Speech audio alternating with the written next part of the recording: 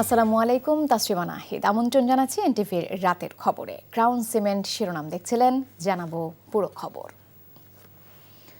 সন্ত্রাসী কার্যক্রমে জড়িত রয়েছে এমন ব্যক্তি বা সংগঠন এবং তাদের কর্মকাণ্ড নিষিদ্ধ করার বিধান যুক্ত করে সন্ত্রাস বিরোধী অধ্যাদেশ 2025-এর খসড়ার নীতিগত ও চূড়ান্ত অনুমোদন দিয়েছে উপদেষ্টা পরিষদ।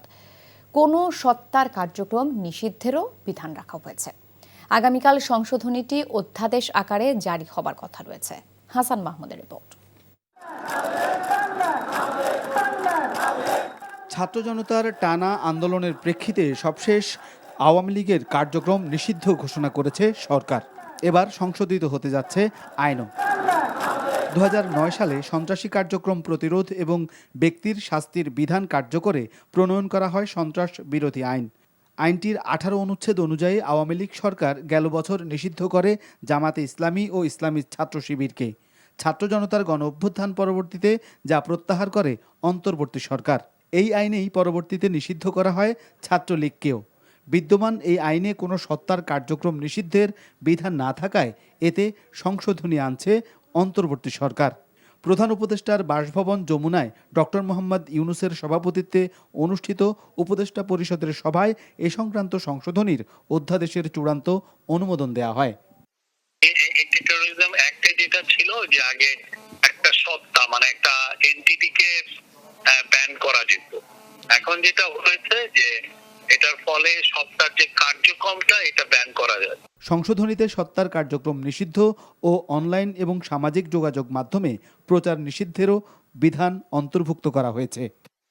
তার যে সামাজিক এবং ইয়েতে অন্যান্য মাধ্যমে সেই যে প্রচারণা করবে সেটার ক্ষেত্রেও একটা নিষেধাজ্ঞা দেওয়ার প্রভিশন রাখা হয়েছে।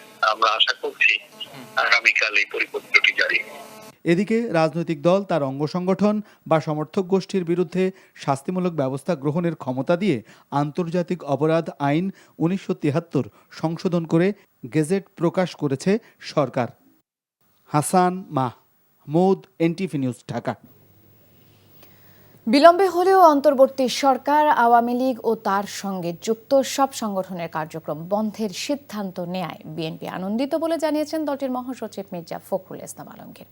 আর আওয়ামী লীগের দলীয় কার্যক্রম নিষিদ্ধ প্রসঙ্গে বিএনপির স্থায়ী কমিটির সদস্য ডক্টর আব্দুল মঈন খান বলেছেন, বিষয়টি মীমাংসা হয়েছে, জনগণ যা চেয়েছে তার প্রতিফলন ঘটেছে। রিপোর্ট করছেন ফাহাদ মোহাম্মদ। গণমাধ্যমে পাঠানো এক বিবৃতিতে বিএনপি মহাসচিব মির্জা ফখরুল ইসলাম আলমগীর বলেন, গত 10 ফেব্রুয়ারি এবং 16 এপ্রিল প্রধান উপদেষ্টার সঙ্গে সাক্ষাৎকালে তার হাতে দেওয়া পত্রে গণহত্যা ও মানবতা বিরোধী অপরাধের দায়ে আওয়ামী লীগকে রাজনৈতিক দল হিসেবে বিচারিক প্রক্রিয়ায় নিয়ে আসার দাবি জানিয়েছিল বিএনপি। বিবৃতিতে ফখরুল বলেন, বিএনপির দাবি মেনে আগেই এই সিদ্ধান্ত নেওয়া হলে চাপের মুখে ব্যবস্থা নেওয়ার মতো বিব্রতকর অবস্থায় সরকারকে পড়তে হতো না। আওয়ামী লীগের দলীয় কার্যক্রম নিষিদ্ধ প্রসঙ্গে বিএনপি স্থায়ী কমিটির সদস্য ডক্টর আব্দুল মঈন খান বলেন, এই বিষয়ে মীমাংসা হয়ে গেছে, জনগণ যা চেয়েছে তারই প্রতিফলন ঘটেছে। রাজধানীর একটি হোটেলে চীনের প্রেসিডেন্ট শি জিনপিংয়ের লেখা দেশ প্রশাসন শীর্ষক বই নিয়ে পাঠক সভা শেষে সাংবাদিকদের এক প্রশ্নের জবাবে তিনি আরও বলেন, এই মুহূর্তে দেশের রাজনীতির সবচেয়ে বড় চ্যালেঞ্জ দেশে সুষ্ঠু নির্বাচন অনুষ্ঠান। জনগণের যে ইচ্ছা তার প্রতিফলন ঘটাতে হবে। আজকের চ্যালেঞ্জ কিন্তু আওয়ামী লীগ বাংলাদেশের রাজনীতিতে থাকলো কি থাকলো না সেটা নয়। আজকে বাংলাদেশের রাজনীতিকের চ্যালেঞ্জ হচ্ছে, সবচেয়ে বড় রাজনীতির চ্যালেঞ্জ আজকে বাংলাদেশে হচ্ছে যে বাংলাদেশের মানুষ সুষ্ঠু নিরপেক্ষ নির্বাচন করতে পারবে কি পারবে না, আমরা যাকে খুশি তাকে ভোট দিতে পারবো কি পারবো না। এদিকে বৌদ্ধ পূর্ণিমা উপলক্ষে জাতীয় প্রেস ক্লাবের সামনে বৌদ্ধ সম্প্রদায়ের একটি অনুষ্ঠানে বিএনপি সিনিয়র যুগ্ম মহাসচিব রিজভী আহমেদ বাংলাদেশ সীমান্তে ভারতীয় নাগরিকদের জোরপূর্বক অনুপ্রবেশের ঘটনার তীব্র প্রতিবাদ জানান এবং সরকারকে উদ্দেশ্য করে প্রশ্ন করেন, কিভাবে সাবেক রাষ্ট্রপতি আব্দুল হামিদ দেশ ত্যাগ করলেন। উনি রাষ্ট্রপতি, কিন্তু উনি তো শেখ হাসিনার কথাই চলতেন। অতএব শেখ হাসিনার যা মাইন্ডসেট, যা মানসিকতা, উনারও তাই মানসিকতা, দুইজনের মধ্যে তো পার্থক্য হবে না। তাহলে সেই ব্যক্তি চলে গেলেন, তার তো লাল পাসপোর্ট আছে, এটা কি সরকার জানতো না? তার লাল পাসপোর্ট বাতিল করা হয়নি, এটা তো সরকার জানে। এটা কি এনএসআই ডিজিএফআই জানে না? তাহলে কি করে যেতে পারলো? বিভিন্ন মহল থেকে দ্রুত জাতীয় নির্বাচনের দাবি উঠলেও সরকার এ বিষয়ে অজানা কারণে নিশ্চুপ বলেও মন্তব্য করেন রিজবি আহমেদ। ফাহাদ মোহাম্মদ, এনটিভি নিউজ, ঢাকা।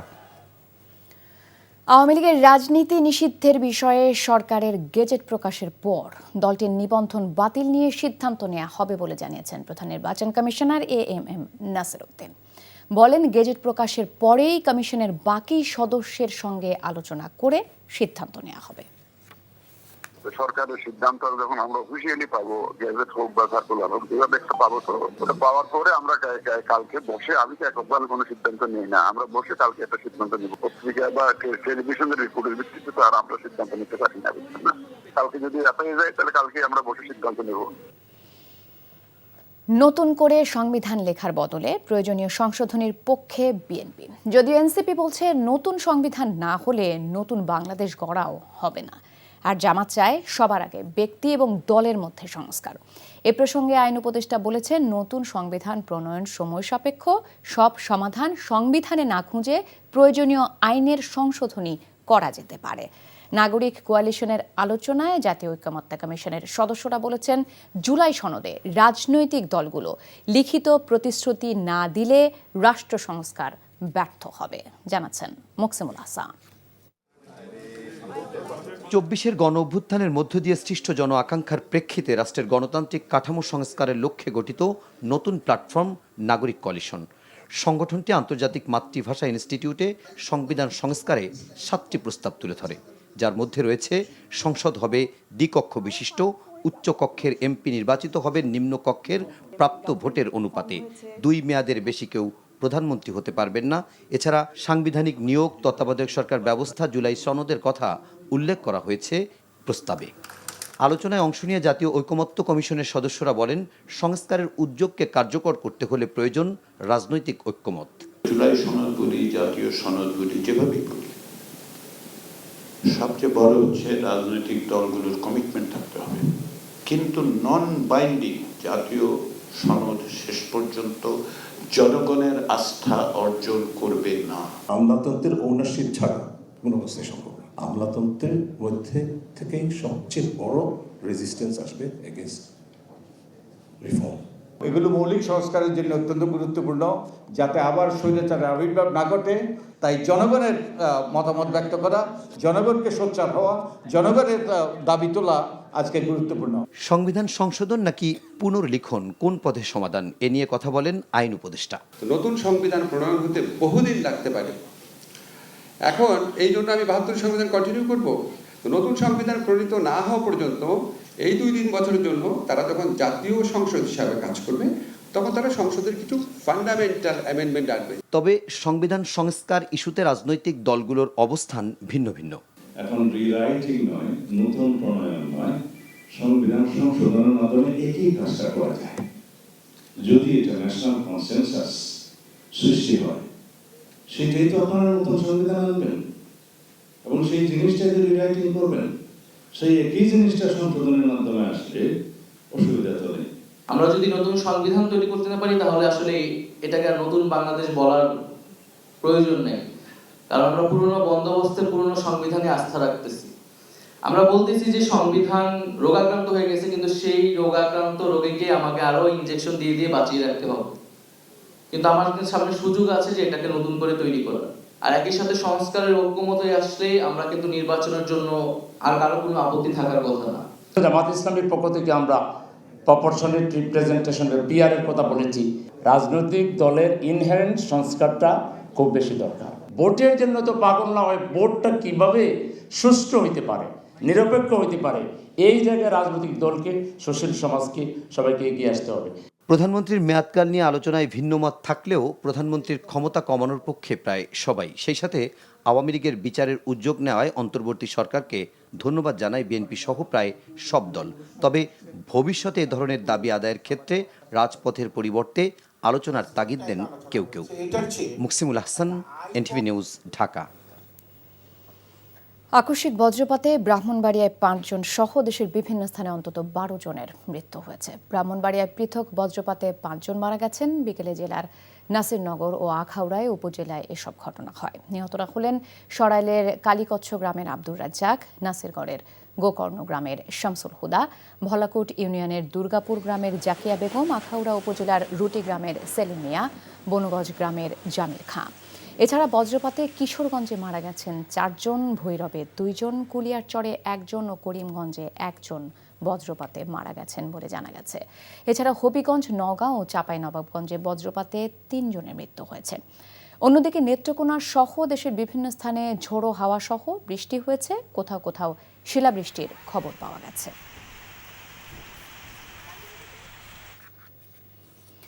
রাজধানী ঢাকা সহ দেশের বিভিন্ন স্থানে তীব্র তাপপ্রবাহ আরও 2 দিন থাকতে পারে বলে জানিয়েছে আবহাওয়া অফিস। চুয়াডাঙ্গায় টানা দ্বিতীয় দিনের মতো আজও দেশের সর্বোচ্চ তাপমাত্রা রেকর্ড করা হয় 42 ডিগ্রি সেলসিয়াস।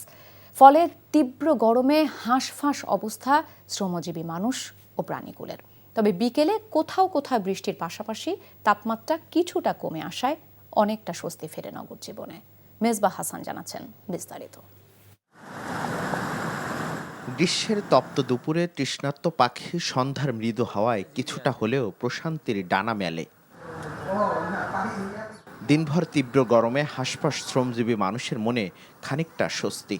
রোদে ভালো লাগতেছে না, রোদ বেশি বলে লোকজন কম বাড়ছে। গরমে ঠান্ডা যাতে লাগে এত বুঝতেছেন তো, অনেক ডিহাইড্রেট হয়ে গেছি।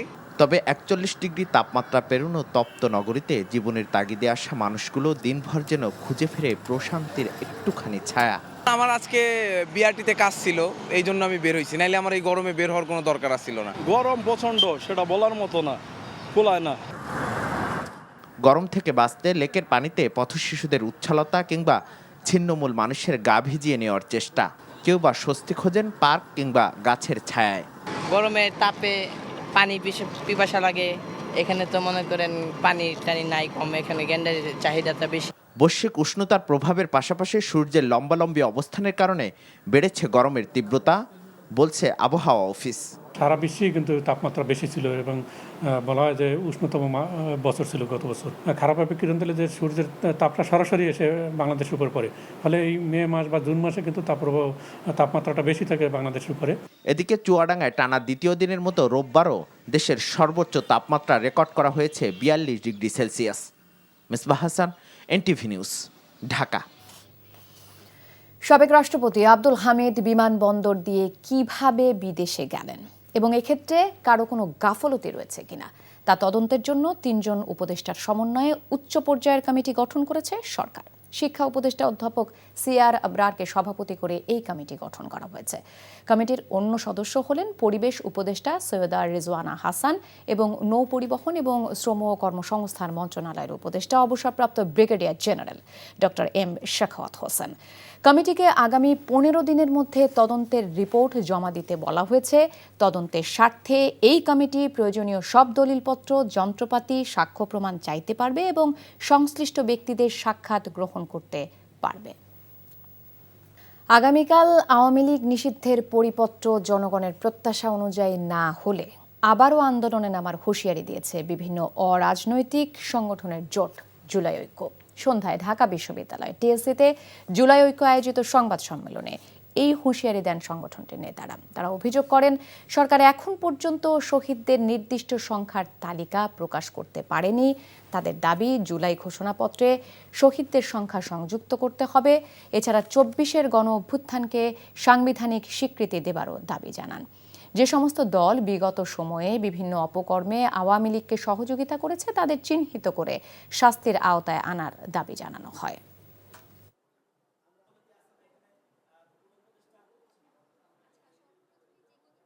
শহীদের আকাঙ্ক্ষার বাংলাদেশ, সেই আকাঙ্ক্ষার বাংলাদেশ নির্মাণের আগ পর্যন্ত এই সামাজিক আন্দোলন পরিচালনা করা। যে রায়টা এসেছে সেই রায়টা তো পরিপূর্ণ কোনো রায় আসেনি, এখনো পর্যন্ত নির্বাহী আদেশও করা হয়নি এবং বিচারিক প্রক্রিয়াতেও যায়নি, জাস্ট কার্যক্রম নিষিদ্ধ করা হয়েছে। তো আমাদের যেটা দাবি, এখন পর্যন্ত আমরা জুলাই ঐক্যের প্ল্যাটফর্ম থেকে আমরা যে দাবিটা রেখেছি, আমরা তাদের পরবর্তী পরিপত্র তো আগামীকালকে পাওয়া যাবে, তারপরে আমরা পর্যালোচনা করব। আওয়ামী লীগকে চিরতরে নিষিদ্ধ, জুলাই ঘোষণাপত্র এবং আহতদের সুচিকিৎসা প্রদানের দাবিতে দিনভর শাহবাগ মোড় অবরোধ করেন জুলাই গণ অভ্যুত্থানে আহতরা। শাহবাগ মোড়ে মঞ্চ তৈরি করে বিভিন্ন স্লোগান দেন তারা। মোড়ের চারপাশে ব্যারিকেড দিয়ে বন্ধ করা হয় যান চলাচল।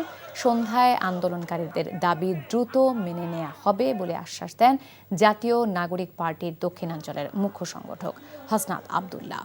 এতে আন্দোলনকারীদের একটি অংশ অবরোধ প্রত্যাহার করে শাহবাগ ছেড়ে যান, অন্য একটি অংশ দাবি না মানা পর্যন্ত শাহবাগে অবস্থান কর্মসূচি চালিয়ে যাবার ঘোষণা দেন। পরে পুলিশ মোড়ের চারপাশে ব্যারিকেড সরিয়ে নিলে যান চলাচল স্বাভাবিক হয়। সরকার আগামীকাল প্রজ্ঞাপন দেওয়ার কথা বলেছে। আগামীকাল প্রজ্ঞাপন দেওয়া পর্যন্ত আমরা আমাদের জায়গা থেকে সিদ্ধান্ত নিয়েছি। প্রজ্ঞাপন দেওয়ার পরে আমরা আমাদের কর্মসূচি দেব। 1 নম্বর বিষয়। 2 নম্বর বিষয়, 30 কর্মদিবসের মধ্যে সরকার বলেছে জুলাই ঘোষণাপত্র দিবে। যদি না দেয় তারপরে আমরা আমাদের জায়গা থেকে সিদ্ধান্ত দেব। 60 লাখ টাকা পণ্য বিক্রির মধ্য দিয়ে শেষ হলো 4 দিনব্যাপী ব্যাংকার এসএমই নারী উদ্যোক্তা সমাবেশ, পণ্য প্রদর্শনী ও মেলা। বাংলা একাডেমি প্রাঙ্গণে নারী উদ্যোক্তাদের পণ্যের বাজার সৃষ্টির লক্ষ্যে বাংলাদেশ ব্যাংকের SME and special programs department এই মেলার আয়োজন করে। এতে 49টি ব্যাংক ও আর্থিক প্রতিষ্ঠানের মোট 70 জন নারী উদ্যোক্তা অংশ নেন। মেলায় দেশীয় উদ্যোক্তাদের তৈরি হস্ত ও কারুশিল্প পণ্যের প্রদর্শনীর পাশাপাশি আমদানি করা পণ্য প্রদর্শন করা হয়। মেলার সমাপনী অনুষ্ঠানে জানানো হয় মেলায় 60 লাখ টাকার পণ্য বিক্রি হয়েছে। বাংলাদেশ জাতীয় দলের অধিনায়কত্ব করা বেশ কঠিন। সেই চাপ সামলে নেতৃত্ব দেবার ক্ষমতা আছে লিটন দাসের। তবে ব্যাট হাতে তার ফর্মে ফেরাটা জরুরি বলে মন্তব্য সিনিয়র সহকারী কোচ মোহাম্মদ সালাউদ্দিনের।